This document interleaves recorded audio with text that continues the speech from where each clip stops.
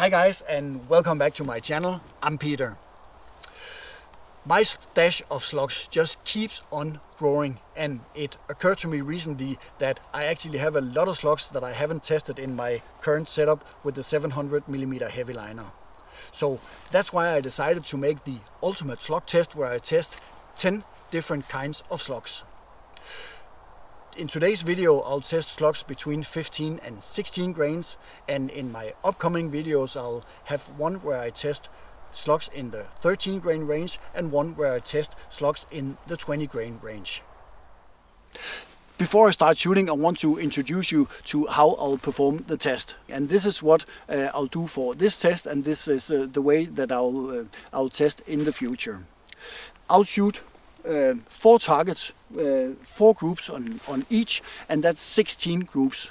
And after the session's done, I'll take the 6 best groups and then take an average group size. So that's more like a bigger picture and a more clear picture of what this session has been like.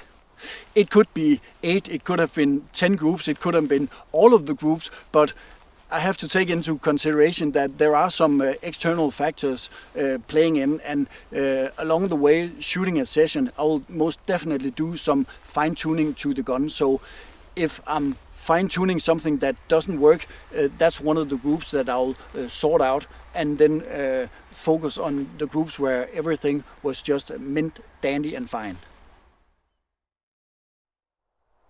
Let's dive right into it with the 16 grainers from SAN. The clip I want to show you is from my other forest range where I shoot at 100 yards, and it's from a video where I tested the new TRS rail here on my M4, but since I tested in the exact same way as I'm doing with the other slugs in this video, I'll show you the clip from that video right here.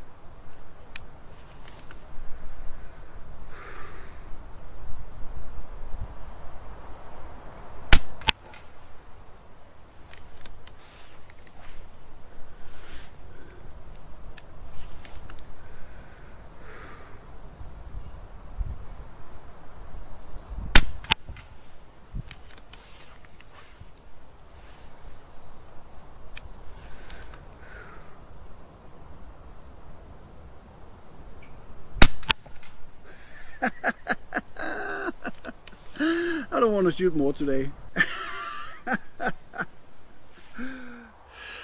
I don't know if you could tell, but I was pretty happy with this little 13mm group that you just saw me shooting here. Looking at all the targets right here, you can see there's a certain consistency to the group size. And if I take the best 6 groups that I shot, those were 13, 15, 20, 22, 19, 22, 25 and 26 millimeters. So that's an average of 20.25 millimeters. I shot the 16 grainers from SAN at an average velocity of around 977 feet per second.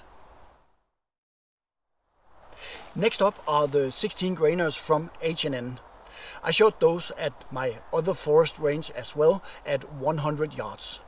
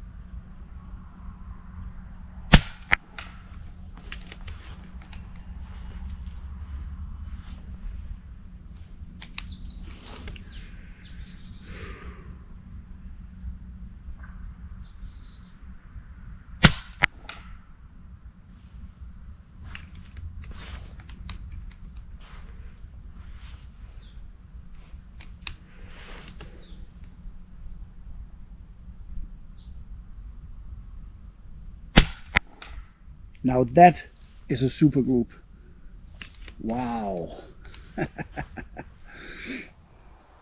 The group that you just saw me shooting there was this little 20mm group.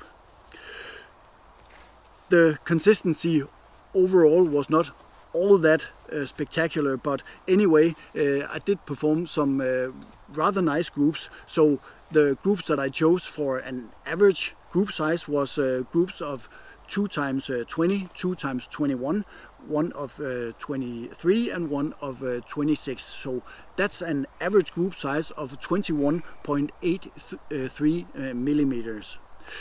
I'll go more into this thing about consistency in the conclusion.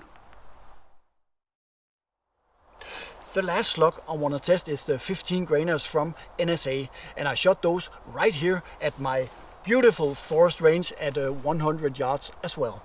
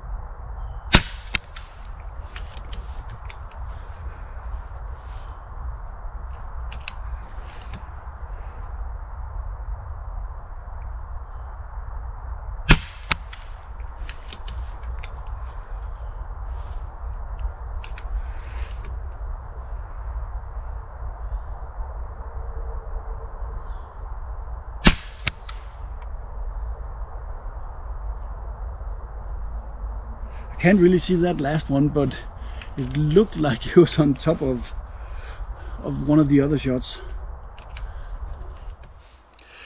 And what a beautiful little 14mm group right there. In case that you would say that nah, there are only 4 shots, I think you should go back and check out the footage once again, because the last shot is actually directly on top of one of the others. Looking at all the groups here, it was a beautiful session, at least in terms of how many groups were below 20 millimeters. Groups of 14, 15 and 16 millimeters in one session. That's not very often that I shoot like that, but the overall impression is that the consistency could be a little bit better with the slugs from NSA, and to be quite honest, I was actually struggling to find the right tune along the way. But so 3 groups below 20 millimeters while struggling, I would say that's approved. The groups that I chose for the average group size were 14, 15, 16, 24, 27 and 28 millimeters, and that's an average group size of 20.66. Now it's time to draw a conclusion of this test. The 3 slugs that I was shooting was the 15 grainers from NSA, the 16 grainers from H&N and the 16 grainers from SAN. And let's start out with the winner, and not only because they had the lowest average group size, that was the 16 grainers from SAN. And not only because they had the lowest average group size, but also because they had the most consistency throughout the session that I was shooting. Next up, the 15 grainers from NSA. There was a lot of inconsistency, and there was quite a lot of work during the session to get those groups, but still 14, 15 and 16 millimeters in one session. That is quite something. So it tells me that the 15 grainers from NSA has potential, but maybe it's down to finding that perfect tune, and maybe it's down to shooting in some warm weather. I don't know, but the inconsistency drops him to the 3rd place in this test. 2nd place is obviously the 16 grainers from H&N. There is some inconsistency to those, but I haven't really shot them for that long, or at least as long as I have with the 16 grainers from SAN. But I want to show you some pictures from a very special place that I've been allowed to shoot. And look at this group size, this group right here. It's on a frying pan. It's a 37mm group, and it's shot at just short of 160 yards. And I mean, this tells me that the 16 grainers from H&N has a lot of potential, and I really like shooting them. So even though they came out with the biggest average group size, they're still the one that ends up in second place, in my opinion. But you can draw your own conclusion. You're free to do so. So that about sums it up for this video. I hope you like this test, and I hope you like my new way of this new method of testing. I hope you'll stick around and enjoy the next videos where I test the slugs in the 13 grain range and the slugs in the 20 grain range. So that's all I had to say. So until next time, take care and shoot safe.